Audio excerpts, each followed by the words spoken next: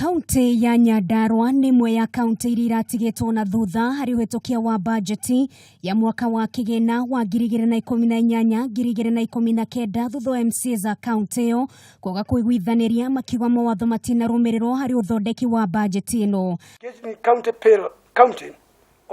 Amemba Bunge ya kaunti ino makoretwo makiuria ciuria hiyo cigamaine na bajeti ino ya muigana wa ciringi mbirioni 3.3 iria yatemanirwo ni MCA wa Jafini Kiburu Ward na uria nawe muikariri gite wa kamiti ya kigina na bajeti Gacomba Keiru.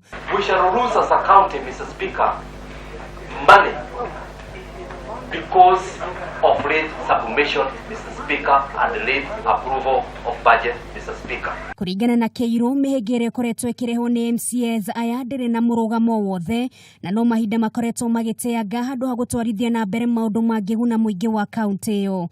Nona thengia wa bajeti ino kuhitukio amwe MCAs maugete ward icio iteto na ndururu cia kumateithia hari uthii wa na mbere kuria makinyiriirie matikonoga kurekereria mateta mao niguo gutigirira undu uyu ni wetherwo kihonia. Mr. Speaker, when I look at a whole department like the Department of Sports, I realize that Nungari Ward, which has got a whole lot of youth, has not been addressed at all, and not a single penny has been allocated to Nungari Ward.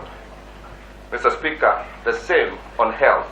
In the Shawfondo Ward, in 2 consecutive budgets, I have not received a penny, Mr. Speaker, sir. Kwigucia kwa mihango ya kuhitukia bajeti thini wa kaunti itiganite ikoretwo ari muhinga kuri maundu megi uthii wa na mbere kuria tabarira nyingi ikwamite guku kaunti nyingi ikiremwo kwambiriria ingi njeru. We are among the last county assemblies in this republic, Mr. Speaker, to pass budget, Mr. Speaker.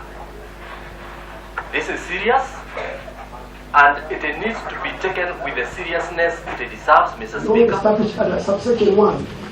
Girifotera Kameme TV retora kwa Nungari Wa Kamau.